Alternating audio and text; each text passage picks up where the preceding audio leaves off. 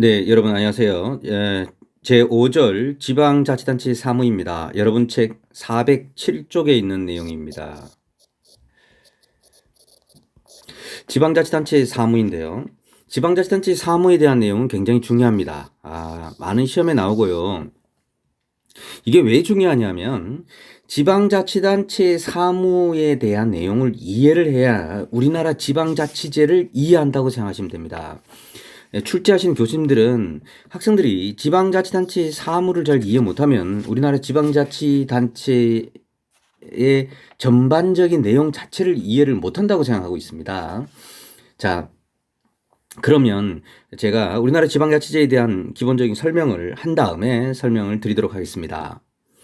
우리나라는 국가가 있고요. 이걸 중앙정부가 있습니다. 그죠? 중앙정부가 있고, 그다음에 지방자치단체가 있습니다.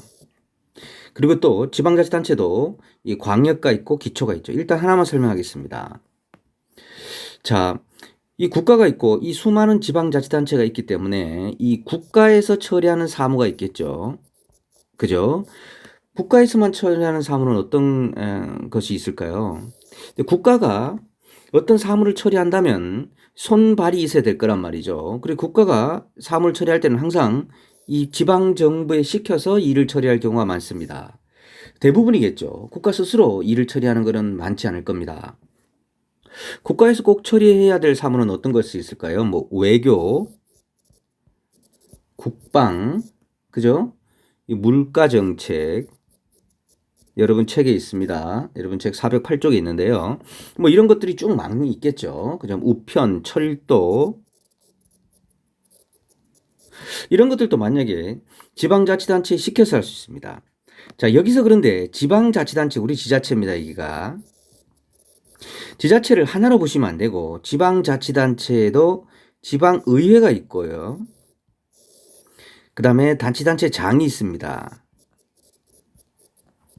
우리는 여기를 집행부라고 하죠. 자, 국가가 지방자치단체 장에게만 시켜서 이거는 내가 지방자치단체 장에게만 시키니까 그 지방자치장이 직접 사무를 시행하고 하는 방법이 있을 수 있겠고요. 이 첫 번째 방법. 두 번째 방법은 국가가 지방자치단체에 시킵니다. 여기에. 시켜서 지방의회와 단체장이 상의해서 이 문제를 처리하시오라는 일이 있을 수 있다. 이게 두 번째 사무입니다. 그래서 우리 첫 번째 사무를 기관위임 사무라 그래요. 이 두 번째 사무는 단체위임 사무라 그럽니다. 만약에 첫 번째 사무처럼 기관위임 사무를 처리할 때는 단체장은 우리가 앞부분에서 배웠듯이 국가의 하나의 기관으로서의 지위밖에 못합니다. 예를 들어서 자, 외교, 국방과 같은 일을 국방에 관련 일들을 단체장에게 시켰다면 단체장은 직접 수행하게 되고 지방의회와 상의하지 않습니다. 상의할 필요도 없겠죠. 상의해봤자 명확하게 내려오는 일 하나밖에 없기 때문에 상의할 필요도 없을 뿐만 아니라 해도 별 도움이 안 됩니다. 근데 국가가 두 번째 상의와 같은 경우는 어떤 거냐면 약간의 융통성을 주는 겁니다. 지방자치단체에. 어떤 아웃라인을 주고 예컨대 복지, 자, 기초생활보장자와 이런 보장이 있으니까 당신들이 합의해서 어느 정도 부분이 되면 기초생활보장비를 지원하고 또 차상위 계층으로 지원하시오라는 게 그러면 상의해서 하라는 겁니다. 그럼 지방의회가 관여하게 되는 거죠. 이게 단체, 지방자치 단체에 위임했다고 단체위임 사무, 기관에 위임했다고 기관위임 사무입니다. 이게 좀 더 쉽게 생각하면 우리 부모님이 우리한테 형이 있고 내가 있어요. 뭐 형이라 그래서 여학생들에게 죄송합니다. 언니라 그럽시다. 여학생에게는. 자, 그런데 자, 부모님이 나한테 너 이거 사와 라고 시키는 일이 있겠죠. 이게 기관위임 사무예요.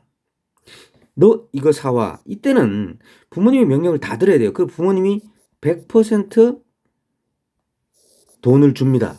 그리고 너 가서 이거 사와. 이렇게 시키는 거예요. 이 사무예요. 그죠? 그럼 형하고 논의할 필요가 없어요. 근데 부모님이 야, 내가 니네들한테 50%의 뭐를 행사비를 지원해 줄 테니까 니네 둘이 상의해서 해. 이게 단체 위임 사무. 이때는 부모님도 관여되지만 우리 둘도 책임이 있도록 하기 위해서 부모님은 50% 지원하는 겁니다. 이런 게 단체 위임 사무입니다. 좀 이해하시겠죠? 이런 게 기관 위임 사무이고요. 지방자치단체는 이렇듯 국가나 상급자치단체 사무를 수행하는 기관이임 사무와 단체이임 사무가 있고, 또 본래적으로 우리는 뭔가 우리 자체적으로 하는 자치 사무가 있죠. 이렇게 지방자치단체는 세 가지가 있습니다.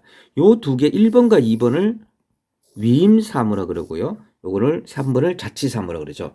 요렇게 지방자치단체는 세 가지 일로 크게 나누어진다는 것을 알고 이 국가사무부를 공부해야 됩니다. 자, 다시 돌아가 봅시다. 자, 먼저 국가사무. 국가사무란 국가 전체에 걸쳐서 통일성을 유지해야 되는 사무도 외교, 국방 등 국가의 존립에 필요한 사무로 중앙행정기관에 속하는 사무이죠. 자, 국가사무는 중앙행정기관이 직접 수행하거나 직접 수행할 수도 있겠지만 지방자치단체나 그 장에게 위임하여 처리한다. 여기서 대단히 중요한 문구입니다. 앞으로 계속 이 문구가 나오는데요. 지방자치단체나 그랬습니다. 그럼 요거는 지방자치단체라는 거는 뭐죠? 의회 플러스 단체장을 얘기합니다. 여기에 위임한 거고요. 그 장에게는 이 장에게만 위임한 거예요. 그러니까 요거는 무슨 위임 사무? 단체 위임 사무를 표현할 때 지방자치 단체 위임했다 그러고, 그 장에게 요거는 기관 위임 사무를 얘기할 때 표현하는 겁니다. 요거는 나한테 위임한 거고, 요거는 뭐죠? 형하고 나하고 같이 상의해서 하라는 겁니다. 한편 지방자치법에서는 지방자치단체가 처리할 수 없는 국가사무를 다음과 같이 예시하고 있다. 자, 국가사무는 어떤 거냐? 보세요. 외교, 국방 뭐 이거 읽어보시면 뭐 어려움이 전혀 없을 겁니다. 이걸 보고 잘 모르겠다. 이거 외지 마시고요. 이런 전국적 통일을 요하는 사무, 양국 수구, 수출입, 전국적 규모에 대한 사무, 뭐 근로기준 측량 단위, 뭐 철도 우편, 뭐 그런 것들입니다. 자, 지방자치단체의 사무. 지방자치단체의 사무는 제가 좀 전에 설명드린 걸 자칫 생각하면서 봅시다. 지방자치단체의 사무는 크게 자치사무와 위임사무로 구분된다 그랬습니다. 그죠? 위임사무란 중앙정부나 상급기관의 사무이지만 법령에 의하여 지방자치단체 또는 그 장, 그죠? 요게 단체 위임사무, 요게 기관 위임사무, 위임하여 처리하는 사무를 말한다. 위임사무는 다시 단체 위임사무와 기관 위임사무로 구분된다. 좀 설명이 잘 되어 있어요. 그냥 계속 읽어보면 단체 위임사무란 법령에 의해 국가 또는 상급기관 자치단체부터 해당 지방자치단체에 위임된, 그죠? 의회 플러스 지방자치장 사무이며, 기관 위임사무는 해당 지방자치단체 장에게 위임된 사무입니다. 그래서 단체 위임 사무에는 지방의회가 관여할 수 있지만 기관 위임 사무는 지방자치 장에게 위임돼 있어서 지방의회가 관여할 수가 없습니다. 왜냐하면 전국적 통일적인 요하는 사무인데 지방의회가 관여해서 이걸 흔들면 안 되죠. 자, 그 다음 또 봅시다. 그러면 경비, 돈은 어떻게 하느냐? 돈은 자치사무는 지방자치단체가 스스로 부담해서 하는 게 원칙이겠죠. 근데 단체 위임 사무는 지자체와 위임기관이 공동으로 부담합니다. 왜? 아까 말했지, 형하고 상의해. 그러니까 부모님도 어느 정도 부담을 하고 형하고 내가 부담하라는 거죠. 기관 위임 사무는 부모님이 야 저기 가서 콩나물 하나 사와 그런 거니까 전액 엄마가 부담하는 겁니다. 전액 위임기관이 부담하는 겁니다. 자, 지방의회에서는 자치사무의 경우는 완전한 관여가 가능하지만 단체 위임 사무는 관여하고, 기관 위임 사무는 극히 제한적으로 거의 관여가 불가능하다, 이렇게 보시면 됩니다. 여기 흥미로운 게 있는데요. 지방자치법 제41조 3항에서는 기관위임 사무이지만 국회와 시도의회가 직접 감사하기로 한 사항 외에는 각각 해당 시도의회와 시군의회가 할 수 있도록 하고 있어요. 일단 할 수는 있어요. 기관위임 사무도. 그죠? 제한적으로 관여가 가능한데, 근데 실제로는 별로 할 게 없습니다. 우리 법에는 이런 게 할 수 있다라고 적혀 있다는 게 중요하다. 자, 상급기관 감독은 자치사무의 경우는 원칙적으로 감독이 불가해요. 예, 상급기관 감독은 여기 표에 보면은 자치사무 이거는 원칙적으로 왜냐 우리 거기 때문에 자 이건 자치사무 뭐죠? 내가 벌어서 내가 알바해서 쓰는 돈이에요. 거기 엄마 아빠가 얘기할 필요가 없어요. 하지만 예, 불법적으로 쓰면 안 되기 때문에 합법성에 대해서는 당연히 감독해야 되겠죠. 합법성에 감독해야 되겠죠. 예, 그 다음에 단체 위임 사무는 국가 돈도 쓰니까 한목적성도 감독하게 되고 예, 그 다음에 기관 위임 사무는 당연히 합법성과 한목성을 감독해야 되겠죠.